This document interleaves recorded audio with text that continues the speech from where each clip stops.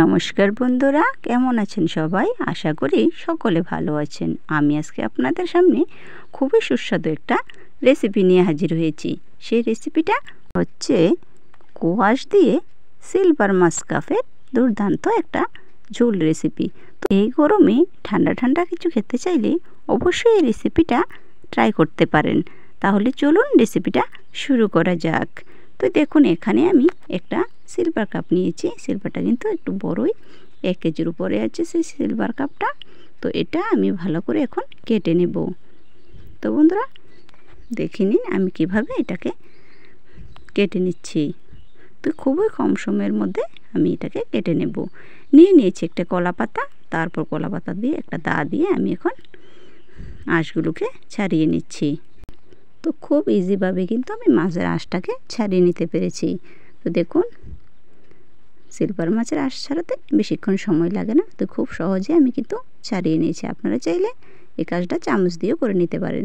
তো দেখুন, আমার আঁশ ছাড়ানো হয়ে গেছে। এখন এটাকে আমি মাথাটাকে আগে আলাদা করে নেব। দেখুন, মাথাটাকে আমি কেটে নিয়েছি। এখন মাথাটা অনেকটা বড়, তাই মাথাটাকে 2 ভাগ করে কেটে নিচ্ছি।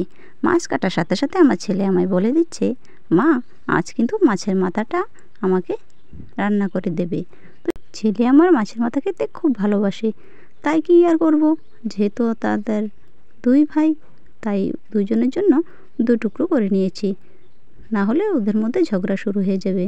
তাই 2 ভাইয়ের জন্য 2টা মাছের মাথা 2 ভাগ করে নিয়েছি, যেহেতু একটা মাছ সেই জন্য।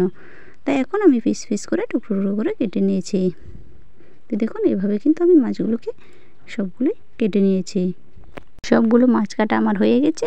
আমি এখন একটা পলেতে নিয়ে নিচ্ছি, তারপর ধুয়ে নিয়ে চলে আসব। তো দেখুন বন্ধুরা, আমার মাছগুলো কিন্তু সম্পূর্ণ ধোয়া হয়ে গেছে। এখন সবগুলো রান্না করব না। তো আমি এখানে 6 টুকরো মাছ আর মাছের মাথা একসাথে নিয়ে নিয়েছি। এগুলো দিয়ে আজকে আমি কোয়াশ রান্না করব। এখন এই মাছগুলোকে পরিমাণ মতো লবণ আর পরিমাণ মতো হলুদ গুঁড়ো দিয়ে ভালো করে মেখে নিচ্ছি। মাখা আমার হয়ে গেছে। এখন আমি গ্যাসেতে কড়াই বসিয়ে দিয়েছি। এখন কড়াইতে দিয়ে দিলাম সরিষার তেল। এখন দেখুন বন্ধুরা, তেলটা কিন্তু গরম হয়ে গেছে। এখন প্রথমে আমি এর মধ্যে মাছের মাথাটা আগে ভেজে নেব। যেহেতু মাথার টুকরোগুলো একটু বড়, তাই মাথাটাকে আগে ভেজে নিচ্ছি। তো দেখুন, মাছের এক পিঠ ভাজা কিন্তু হয়ে গেছে। কত সুন্দর করে লাল করে আমি ভেজে নিয়েছি। তো আমি মাথাটাকে উল্টে দিয়েছি। তো দেখুন, দুনো পিঠই মাছটা ভাজা হয়ে গেছে। এখন আমি নামিয়ে নেব।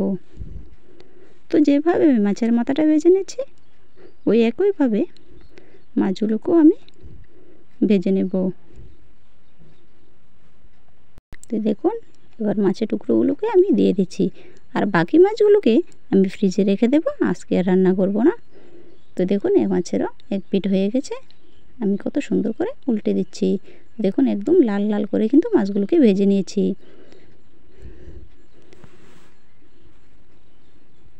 তো দুনো পিঠে মাছ ভাজা আমার হয়ে গেছে। এখন আমি নামিয়ে নেব। দেখুন, সবগুলো মাছ কিন্তু আমি নামিয়ে নিয়েছি। তো দেখতে পাচ্ছেন।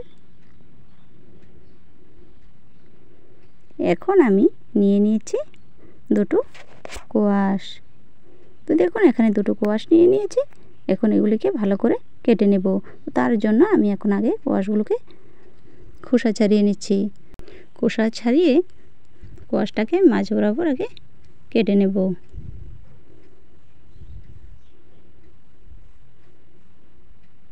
তো দেখুন, এখন মাঝখানে 2 টুকরো করে নিয়েছি।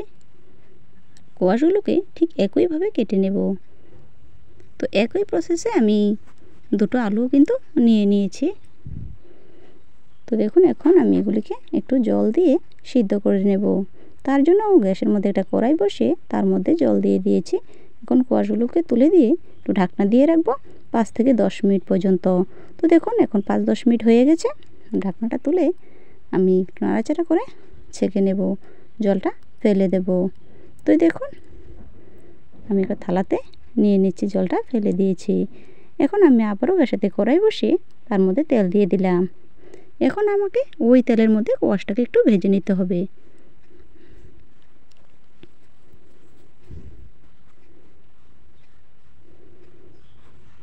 তেলের মধ্যে কোয়াশটা তুলে দিয়ে তার মধ্যে পরিমাণ মতো হলুদ গুঁড়ো আর একটু লবণ দিয়ে ভালো করে লাল লাল করে ভেজে নেব।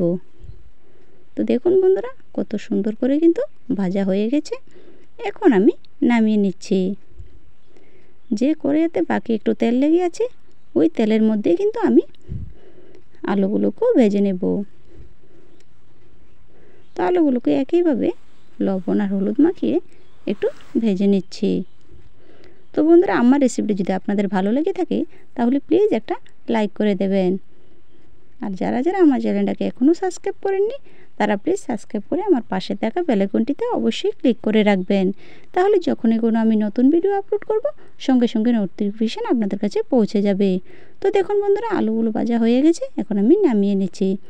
এখন আমি কিন্তু শিলনোড়াতে 4টে শুকনো লঙ্কা, কয়েক টুকরো আদা, 1.5 চামচ ধনে গুঁড়ো, 1/2 চামচ জিরে গুঁড়ো দিয়ে ভালো করে একটু শিলনোড়াতে বেটে নিচ্ছি। আমি সবগুলো বাটা মশলা দিয়ে আজকে রান্না করছি, যেহেতু আজকে রান্নাটা খুবই হেলদি এবং খেতেও সুস্বাদু। আর এই গরমের মধ্যে কোয়াশ পেঁপে সবাই খাওয়ার চেষ্টা করবেন। আশা করি সকলের পেট শরীর সব কিছুই ভালো থাকবে। তো দেখুন আমি কত সুন্দর করে মাত্র 2টো বাটা দিয়ে খুব সুন্দর করে মশলাটা বেটে নিয়েছি। তো আজকে আমি বাটা মশলা দিয়ে রান্নাটা করে দেখাবো। তো দেখুন আমি আবারও গ্যাসেতে কড়াই বসে তার মধ্যে এখন তেল দিয়ে দিলাম 2টো তেজপাতা আর দিয়ে দেব 2টো শুকনো লঙ্কা। এখন এর মধ্যে দিয়ে দেব পাঁচফোড়নটা দিয়ে এখন ভালো করে একটু ভেজে নেব। তো দেখুন যখন এর মধ্যে খুব ভালো একটা সুগন্ধি বেরিয়ে আসবে তখনই বেটে রাখা মশলাটাকে আমি দিয়ে দেব। তো দেখতে পাচ্ছেন মশলাটাকে দিয়ে ওই মশলা বাটি দেওয়া জল আমি একটু এর মধ্যে দিয়ে দিচ্ছি। এখন কালারের জন্য আমি একে দিয়ে দিতে হবে এখানে হলুদ গুঁড়ো। তো এখন মশলাটাকে কিন্তু একটু ভেজে নিতে হবে। তো যখনই দেখবেন মশলার মধ্যে থেকে কাঁচা গন্ধটা চলে গিয়েছে তখনই কিন্তু এর মধ্যে আমি যে কোয়াশ আর আলু ভেজে রেখে দিয়েছি ওটা অ্যাড করব। তো দেখুন আমি দিয়ে দিয়েছি। এখন মশলার সাথে ভালো করে কোয়াশ আর আলুটাকে কষিয়ে নেব।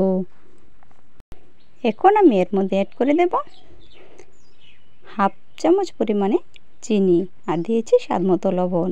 চিনিটা আমি দিয়েছি কারণ চিনিটা দিলে খেতে কিন্তু আরও দুর্দান্ত লাগে, স্বাদটা আরও বাড়িয়ে দেয়। আপনাদের অপশনাল, আপনারা চাইলে দিতেও পারেন নাও দিতে পারেন, তবে মিষ্টি কিন্তু লাগবে না, যেহেতু সব সবজি সারের সেই জন্য চিনিটা দেওয়া একান্তই প্রয়োজন। তো যাই হোক আমার মশলাটা কিন্তু কষানো হয়ে গেছে। এখন কিন্তু এর মধ্যে আমি দিয়ে দেব জল। তো দেখুন আমি জল দিয়ে দিয়েছি। আমি আমার ঝোল পরিমাণ যেহেতু আমি বলেছি যে এটাকে আমি ঝোল রান্না করব সেই জন্যই ঝোল পরিমাণে আমি জলটা দিয়ে ঢাকনা দিয়ে দিলাম বড় ভাসা পর্যন্ত। তো দেখুন মাত্র 5 মিনিট ঢাকনা দিয়ে রেখে দিয়েছিলাম। তো দেখুন কত সুন্দর বরফ চলে এসেছে। এখন আমি ভেজে রাখা মাছগুলোকে এর মধ্যে দিয়ে দেব।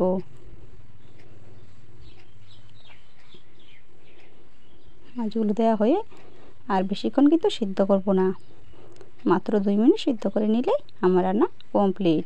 এখন উপর থেকে কিছু কাঁচা লঙ্কা আমি ছড়িয়ে দিচ্ছি, ভালো একটা ফ্লেভার আসবে।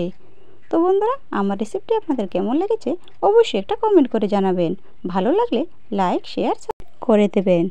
আপনাদের লাইক আর একটা কমেন্ট কিন্তু আমাকে ভিডিও বানাতে আরও আগ্রহ করে। তো দেখুন বন্ধুরা আমার রান্না কিন্তু কমপ্লিট হয়ে গেছে।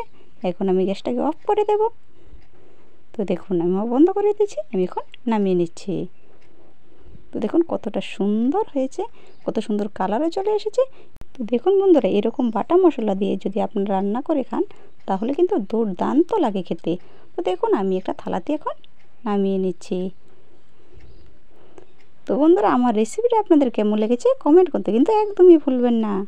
তাহলে বন্ধুরা আজকের জন্য এই পর্যন্ত হয়। আপনারা সকলে ভালো থাকবেন, সুস্থ থাকবেন। দেখা হবে নেক্সট ভিডিওতে। ধন্যবাদ সবাইকে।